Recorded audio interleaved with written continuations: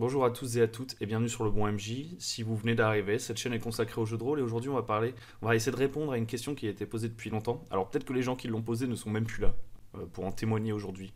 Paix à leurs âmes. On va tout simplement faire un room tour, une sorte d'unboxing. Finalement, on va regarder un peu le setup. En fait, il y avait pas mal de gens qui demandaient à voir comment c'était derrière l'écran quand je masterise. Vous savez, c'est genre de gens un peu étranges qui veulent entrer dans votre vie privée, qui veulent voir ce que vous cachez. Je vais vous montrer vite fait comment je m'organise. Alors ça, c'est aussi autre chose. Il y a des gens qui me demandent comment je m'organise. Mais vraiment, s'il faut demander à quelqu'un comment il s'organise, c'est pas moi qu'il faut le demander. Je suis très désorganisé. Peu importe, ce qu'on va faire, c'est qu'on va aller regarder ma table de jeu de rôle que je n'ai pas débarrassée, du coup, pour l'occasion, pour voir un petit peu ce qui y traîne. C'est pas une vidéo de méthode ou de vous dire faites comme ceci, comme cela, c'est plutôt une sorte d'exemple. Parce que déjà, en fonction du jeu auquel je joue, ça n'aura rien à voir. Ce dont on va parler, c'est de la partie de Dragon, qui a été faite assez récemment. J'avais mis une photo sur Instagram, parce que je n'avais pas fait depuis 6 mois, où je montrais que voilà, on avait fait une petite partie de Dragon et qu'on commençait à s'entraîner un peu pour faire un actual play potentiel avec des potes. L'important ici, c'est qu'on va aller voir cette table de jeu de rôle qui n'a pas été débarrassée. Vous allez voir le bordel un peu dans mon appart que je vais essayer de dissimuler au mieux, caméra au point, vraiment dans le direct. On part en reportage. Vous allez voir ce qu'il y a derrière l'écran du maître du jeu, sous la table, non pas sous la table, enfin vraiment des mystères, quoi, des trucs secrets auxquels personne n'a accès jusqu'à aujourd'hui. On est parti tout de suite. Ok, donc on est parti. Oh merde, c'est parti, je vais vous montrer quelques trucs. Ça va être filmé un peu root, hein, je suis désolé. Bon alors évidemment pour jouer à Dragon, de quoi j'ai besoin? Tout est un peu mélangé, hein, je m'excuse. J'ai besoin du livre de règles. Donc là j'ai les livres de règles dont je vous ai déjà parlé dans les vidéos précédentes. En réalité pendant la partie je m'en sers pas. Mais je les garde quand même à côté de moi, ça me sert d'accoudoir. Enfin il y a plein d'utilités qu'on peut trouver à un livre sans même l'ouvrir. Ensuite, dans les trucs qui sont quand même assez pratiques pour jouer à Donjons et Dragons, on va pas se le cacher, il y a les dés. Donc j'ai des dés de toute forme, hein. Enfin non, pas de toute forme, puisque dans Dungeon Crawl Classic, vous avez des dés différents. Donc là on a des D6, des D4, des D20, des machins, des trucs. Chacun de mes joueurs il a un petit truc pour lancer ses dés pour faire un peu moins de bruit et pas abîmer la table évidemment, puisque c'est des dés en métal qui font très très mal, surtout sur le pied. Donc voilà, ici aucune originalité particulière. Ensuite, dans les trucs sympas dont je me sers, qui sont pas forcément utiles, mais que je trouve quand même très très utiles, et que vous allez pouvoir très très bien rentabiliser, c'est acheter des Giant Book of Battle Maps. Donc vous savez, c'est des bouquins. Ce combat est terminé. C'est des bouquins comme ça, où vous avez différents terrains. Donc là, c'est Giant Book of Battle Map de style ville. Donc là, il y en a 2 livres qui peuvent se combiner. En général, les pages se combinent ensemble, c'est fait exprès. Et du coup, vous avez une paire de terrains, j'en ai un autre là, j'en ai d'autres en bas de mon armoire là-bas. Peut-être que vous voyez des choses affreuses dans mon appartement, il est très très mal rangé. En plus, je vais bientôt déménager, donc je prends plus trop la peine de faire des efforts. Quand je dis bientôt déménager, c'est dans 3 mois, mais bon, c'est mon excuse. J'ai aussi des pawns. Donc ça, pareil, hein, c'est pas essentiel. Si vous voulez faire des combats tactiques, vous pouvez utiliser des Playmobil ou je sais pas quoi. Là, c'est ceux de, hop là, c'est ceux de Pathfinder. Vous tapez Pathfinder Pawns et tout. Vous arriverez sûrement à en trouver sur le site de Paizo ou d'Ocase, ou parfois dans certains magasins il y en a encore. Vous avez plein de monstres différents. Vous avez aussi des trucs qui ressemblent à des héros et tout, et ça va coûter moins cher. Et vous prendre moins de temps que de peindre des miniatures, etc. Ce qui n'est pas ma passion, même si je trouve ça incroyable. Et que je me dis, ils sont trop forts les gens qui font ça. Moi, je ne le fais pas. Ensuite, ici, j'ai un truc complètement utile. C'est un coffre rempli de pièces d'or. Ça sert pour les points d'inspiration. C'est tout, hein, on va pas se le cacher. Pour le déménagement, ça va être une plaie. Donc voilà, là c'est un peu les petits accessoires, les trucs un peu évidents. C'est-à-dire de quoi faire des combats tactiques, des petites figurines, des dés, des machins. Éventuellement, il y a un autre truc que je pourrais vous montrer. J'ai la flemme de les sortir. C'est entre guillemets des Jenga, des trucs en bois, vous savez, des blocs de bois que vous pouvez mettre pour faire des murs et tout sur vos battle maps, pour aussi mettre de la hauteur à certains endroits si vous trouvez ça cool. Je trouve que c'est pas mal parce que vous avez aussi, vous savez, les battle maps vierges, c'est-à-dire sur lesquelles vous allez pouvoir dessiner. Sur celle-là, je pourrais dessiner, mais en fait, je trouve que c'est pas mal, mais en même temps, c'est embêtant parce qu'en pleine partie, vous galérez, et puis à chaque fois, il faut les effacer et tout. Au fur et à mesure, ils se salissent. C'est peut-être que je les nettoie pas assez rapidement après la partie. Moi, je préfère avoir comme ça tous ces trucs de base. Puis évidemment, dans chaque Book of Battle Map, vous avez des zones vierges comme ça. Et là, vous savez, vous posez des Jenga ou des cubes en bois, des trucs comme ça, et vous pouvez construire rapidement une pièce. Genre, vous mettez des murs et tout. Vous mettez 2-3 Jenga, bim bam boum. Ensuite, vous mettez vos figurines et vous faites oh là là, c'est la guerre! Et vous avez l'air d'un enfant de 8 ans qui joue avec ses jouets. C'est vachement pratique. Un truc aussi qui est pas mal, c'est ça, tout simplement, là que je peux ranger les pawns dont j'ai besoin pour ma partie, ou en tout cas pour ma campagne. Là, il y a plus de pawns que ce qu'il nous faut dans une partie. Hein. Je n'ai pas fait tout ça de combat.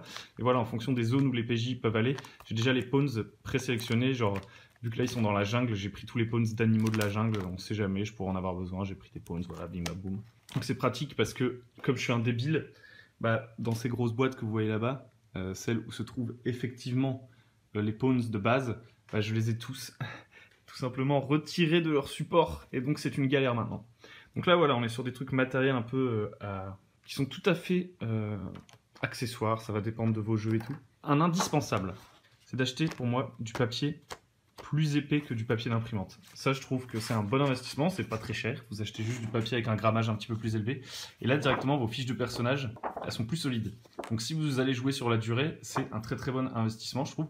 Et pareil pour toutes vos aides de jeu, toutes vos notes, parce que je vais vous montrer après, moi je ne me sers pas d'un carnet. Enfin, l'année dernière, je me suis pas mal servi d'un carnet, de plusieurs carnets, mais au bout d'un moment, je suis revenu en arrière, ça correspond pas trop à ma manière de préparer.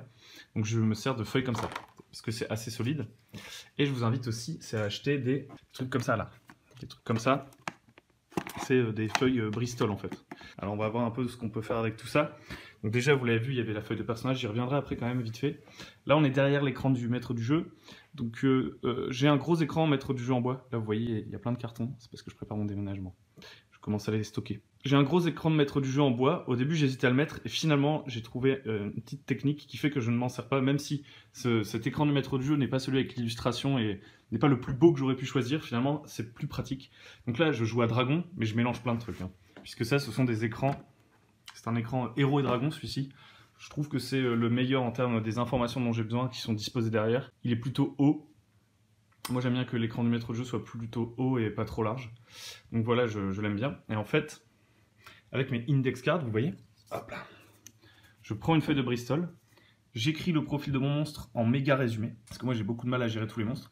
Donc je mets le nom du monstre, sa CA, ses points de vie, ses 6 caracs, son attaque principale, éventuellement un petit pouvoir, enfin vraiment les trucs dont j'ai besoin, parce que moi, les longs profils de monstres de Donjons Dragons, il y a les 3 quarts des informations qui me servent pas à grand chose. Donc je le résume au max sur la feuille Bristol. En fait, je la plie ici, je la plie, comme ça je peux la poser comme ça dans l'ordre d'initiative sur mon écran de maître du jeu, et de l'autre côté, je mets zombie. Comme ça, mes PJ, quand ils sont de l'autre côté, eh ben, ils ont aussi l'ordre d'initiative. Alors il faut juste qu'ils prennent le réflexe de lire dans l'autre sens. Là, il y aurait les zombies, et ici, vous voyez, j'ai mes PJ. J'ai mes PJ avec des informations importantes. Alors il y a moins d'informations importantes des PJ. D'ailleurs, j'ai mis les points de vie, ça sert à rien, c'est eux qui les traquent. Mais par exemple, il y a leur sauvegarde de sort, leur CA, etc. pour savoir si je les touche. Et hop, bah pareil, je les mettrai derrière mon écran. Et eux, ils verraient dans quel ordre ils jouent et tout. Ils peuvent suivre ça en temps réel. Alors que si je mettais mon gros écran en bois, je ne pourrais pas poser comme ça mes feuilles Bristol par-dessus. Donc ça, c'est très très pratique, ces petites feuilles Bristol. Ça se fait très très vite. Super useful. Un autre truc dont je me sers, c'est des cartes d'état préjudiciables. Un autre truc assez cool dont je me sers, c'est à chaque fois dans les jeux Donjons Dragons et tout.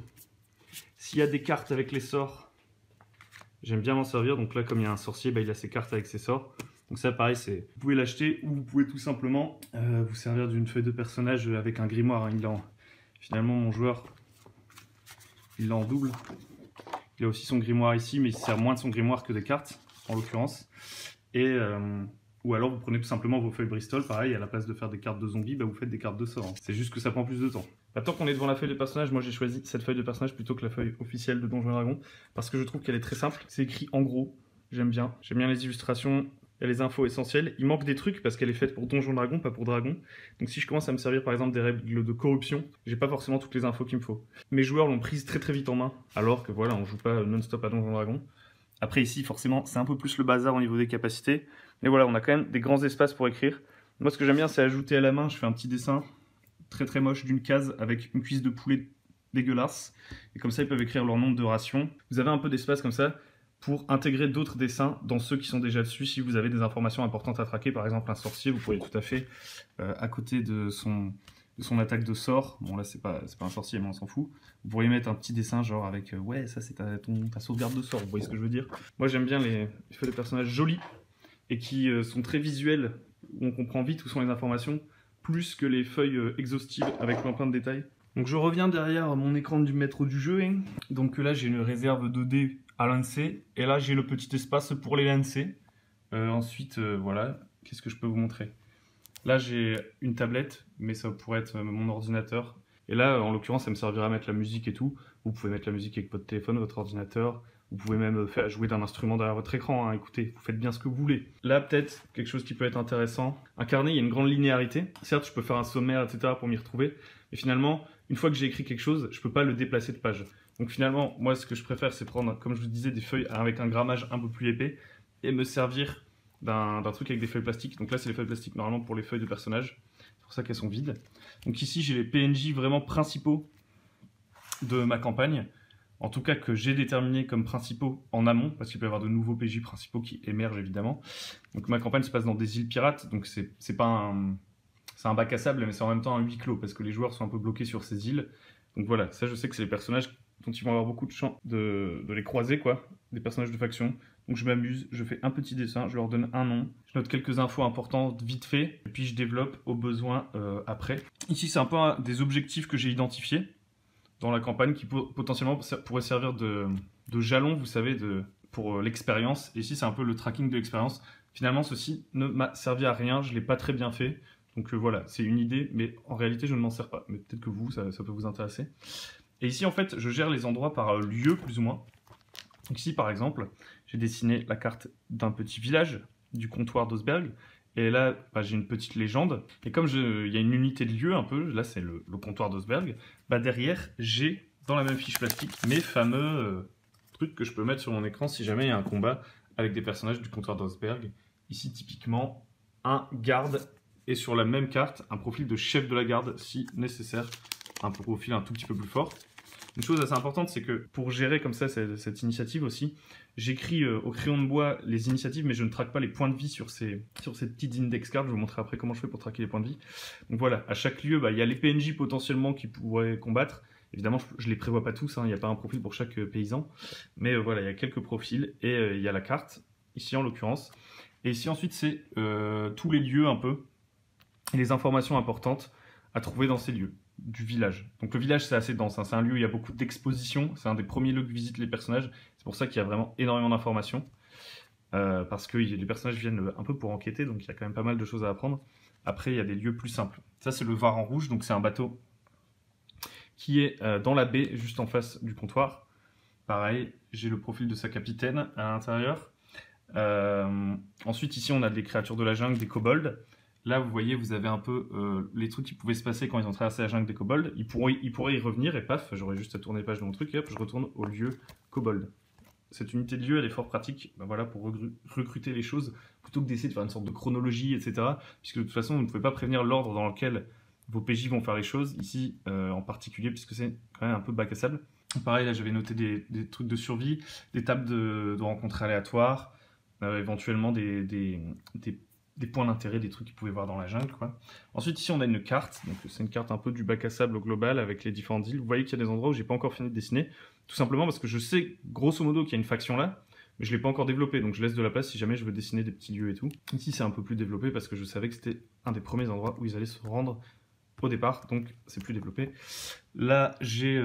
alors ici, c'est plus une sorte de brouillon, mais tout ça, c'est what happened before, parce que comme c'est un peu une enquête, et qu'il y a des secrets sur l'île, etc. C'est un peu une ambiance à la Lost. Et ben là, j'ai une chronologie des événements passés de l'île, en gros. Voilà.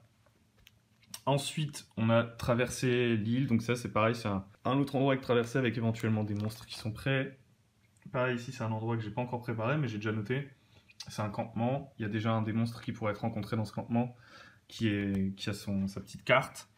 Pareil, ici, les rencontres maritimes éventuelles. Vous voyez, je trie un peu par truc. Ici, la crique au crabe, un endroit qu'ils ont déjà visité avec un truc important qu'ils pourraient voir, etc. Tac, tac, tac. Ici, j'ai commencé à préparer, je sais pas encore exactement, mais il y a des tunnels sous l'île, je sais pas encore exactement ce que je vais y mettre, mais j'ai trouvé des monstres cool dans le bestiaire que je trouvais sympa, je suis quasiment sûr que je vais les mettre. Paf, j'en fais des index cards d'avance et je les prépare. Et ici, c'est une tribu de singes. Qui peuvent rencontrer, pareil, j'ai commencé à mettre les profils des monstres que je trouvais cool. Donc vous voyez, ce truc de fonctionner en pochette et en truc très modulable, plutôt que dans un carnet où j'écris des pages et des pages, ça me permet voilà, en fonction de mes besoins, m'adapter et trier les informations en plaçant les feuilles aux endroits correspondants. Et avant chaque session, je peux déplacer des trucs. Si par exemple, je me dis, ouais, là, à cette session, il y a plus de chances qu'ils rencontrent les méchants dans ce village plutôt que dans le camp des méchants, au vu des événements de la dernière fois, je prends toutes les petits index cards des méchants, je viens les mettre dans le village, et comme ça, quand ils arrivent dans le village, ben, j'aurai les trucs. Enfin bref, vous m'avez compris. Ensuite, il y a quand même un deuxième truc important, parce que là-dessus, je peux pas vraiment traquer et tout. J'écris pas au fur et à mesure là-dessus. Ça, c'est plus mes informations, ce que je prépare en fait. C'est ce qui vient en amont. Alors que ça, c'est plutôt ce qui se passe pendant la partie. Donc, en général, je compte beaucoup trop sur ma mémoire et je suis pas très bon pour prendre des notes. Mais là, j'essaie de faire un effort. Donc là, je note des trucs qui se passent. Ici, franchement, j'en ai rien à foutre que ce soit dégueu en fait. Parce que je vais pas le relire 50 000 fois. Je vais pas le montrer à mes PJ. C'est vraiment les notes en pleine partie. Donc là, c'est un petit carnet. Je vous l'avais déjà montré. Il y a le nom de l'aventure. Bon, ça me sert pas à grand chose. Mais PNJ rencontrés, c'est sympa. Récompense éventuellement, même si vous voyez je ne suis pas très bon élève, en fait je me sers pas vraiment du template qui m'est proposé, même si ça peut me donner des idées. Là voilà, je note que session 1 il y avait tel PJ qui avait disparu, alors comme la session 1 était un scénario relativement linéaire, j'ai pas eu trop de choses à noter finalement, parce qu'il n'y a pas eu de trucs très surprenants. Par contre dès la session 2, vu qu'ils arrivent dans le village, qu'ils prennent des infos, il y a plus de notes à prendre, et c'est ici en fait que je note les PV de mes monstres. Sur ces pages-là, c'est pas sur les trucs qui sont là, parce que ces trucs-là, je veux pouvoir m'en resservir. En plus, vous conviendrez que ce n'est pas très pratique d'écrire sur les index cards quand elles sont accrochées à l'écran du maître du jeu. Donc voilà, un petit peu. Et voilà, au fur et à mesure, en gros, j'ai mes deux panneaux. J'ai mon panneau ce qui est prêt et les nouvelles choses. Un dernier truc dont je peux vous parler à la limite, qui m'est assez utile dans cette campagne, qui n'a pas vraiment à voir avec des accessoires particuliers. Oh, un cadeau. En plus des livres Dragon ici présents, je me sers pas mal pour cette campagne de ce livre. Donc ça, c'est un livre Héros et Dragons. Je pense pas que vous le retrouverez par deux cases parce que la gamme s'est arrêtée. En gros, c'est une traduction du Tome of Beast. Donc c'est un bestiaire qui a été fait par Kobold Press en anglais. Et là, il est traduit en français pour Héros et Dragons. Et il y a beaucoup de monstres originaux. Et du coup, j'aime bien ce bouquin parce que voilà, vous avez des monstres qui changent un petit peu. Des classiques, des bestiaires de base. Si jamais vous voulez qu'on se feuillette ça, un de ces quatre, que je vous montre quelques trucs, n'hésitez pas. Là, je suis un peu une vidéo en vrac. J'espère quand même que ça vous inspirera un peu, que ça vous donnera des idées. Voilà, ça c'est un peu le setup de la campagne en cours. Pareil, si je veux écrire du lore, etc., je vais plutôt me servir de mon ordinateur ou d'un carnet ou d'un truc comme ça. Donc en fait, il n'y a pas de méthode unique. C'était juste pour vous montrer un petit peu ce que je fais. En ce moment, on se retrouve avec ma tête devant la caméra. Et voilà, c'est terminé. Alors vous êtes déçus, pas de surprise, pas de tricks spéciaux, pas de passage secret dans mon appartement. Bah non, finalement, derrière mon écran de maître de jeu, il y a des choses tout à fait normales. J'espère toutefois qu'il y aura quelques petites idées qui auront pu vous inspirer, des trucs qui pourront vous faire réfléchir un peu à comment vous voulez vous organiser. Je pense notamment aux index cards, ce genre de trucs. Moi vraiment, s'il y a un truc à retenir, et un truc que vous devriez acheter après avoir vu cette vidéo, c'est juste du papier de meilleure qualité. Moi, je me rends compte que j'avais tendance à tout balancer et tout, à avoir tous mes trucs qui étaient crado et tout, parce que j'utilisais des vieilles feuilles d'imprimante. Alors moi, j'utilise parfois des feuilles d'imprimante recyclables. Je trouve que c'est très bien. Enfin, recyclées plutôt. Des feuilles d'imprimante recyclées. Mais là, pour le jeu de rôle, pour des trucs que j'ai envie que ça tienne quelques jours, même dans des feuilles plastifiées, je préfère avoir un papier un peu plus épais, notamment pour les feuilles de personnages et tout. Donc je trouve que c'est un des meilleurs investissements que j'ai fait sur cette table de jeu de rôle. Après, évidemment, il y a d'autres trucs, mais voilà, c'est optionnel. Moi, je vous dis, les Book of Battle Map, les pawns et tout, ce qui est pas mal avec ceux de Pathfinder, c'est que vous pourrez les utiliser dans beaucoup d'univers fantasy différents. Avec ceux de Chroniques oubliées et Cthulhu, vous devrez avoir pas mal de choses pour du contemporain, je pense. Avec ceux de Starfinder, vous avez de quoi faire pour des trucs futuristes. Faites bien comme vous voulez, il y a des moyens beaucoup plus économes, hein. Vous pouvez tout à fait vous servir uniquement de votre imagination. D'ailleurs, il y a beaucoup de combats où je me sers même pas de figurines, c'est pas du tout nécessaire pour jouer, c'est plutôt quand il y a beaucoup d'ennemis et que je veux mettre en avant la tactique et le positionnement. J'espère que cette vidéo vous aura plu. Je referai peut-être d'autres trucs avec d'autres tables différentes si jamais voilà, j'ai envie de vous montrer un petit truc rigolo. Et éventuellement, je sais pas si ça vous intéresse. Dans tous les cas, je pense que je vais le faire. Mais dites-moi si ça vous intéresse que je refasse des vidéos un peu comme j'avais fait, où je vous parlais un peu des premiers scénarios d'une campagne que j'avais faite de Chroniques oubliées, campagne qui a été avortée, donc ça s'est arrêté assez vite. Mais là, je pourrais vous faire la même chose, vous expliquer un peu ce qui se passe dans les parties de Dragon que j'ai fait récemment, éventuellement vous parler de quelques combats tactiques marrants que j'ai pu faire, et de ce qu'ont fait mes PJ, si ça peut vous inspirer, vous donner des idées. Un peu comme des rapports de bataille de Warhammer à l'ancienne dans White Dwarf, vous voyez ce que je veux dire, sauf que c'est en vidéo, que c'est pas dans White Dwarf et que c'est pas Warhammer. Voilà, bref. Je vais m'arrêter là. N'hésitez pas à liker, à vous abonner, à me dire si la vidéo vous a plu, à me demander éventuellement ce que vous voudriez voir dans de futures vidéos, à rejoindre le Discord. Et puis surtout, si vous voulez soutenir la chaîne, à aller sur l'Entre du Guerrier où il y a plein de vidéos pour vous aider à préparer des combats fun, des combats tactiques, des machins, des trucs. En ce moment, j'essaie de préparer un nouveau truc un peu comme l'Entre du Guerrier, mais qui s'appellera très certainement la lampe du génie. plutôt un truc pour générer des idées. Essayer de partir de la page blanche et essayer de la remplir avec un tas d'idées. C'est un peu ça l'objectif. Et aussi la semaine prochaine, il va y avoir une table ronde pour aider les maîtres de jeu débutants qui ont un peu des blocages. On a déjà fait des trucs comme ça, mais on va essayer d'enfoncer le couteau encore plus loin dans la plaie jusqu'à ce que vous ayez tellement mal que vous soyez obligé de vous lancer dans le jeu de rôle, même si vous détestez le jeu de rôle, le jeu en général. Vous n'avez pas d'amis, vous n'aimez personne, vous n'avez rien envie de faire de votre vie. Normalement, vous devriez faire une partie de jeu de rôle après cette table ronde, je l'espère. Voilà, on s'arrête ici. Bonne journée. Ciao, bon jeu.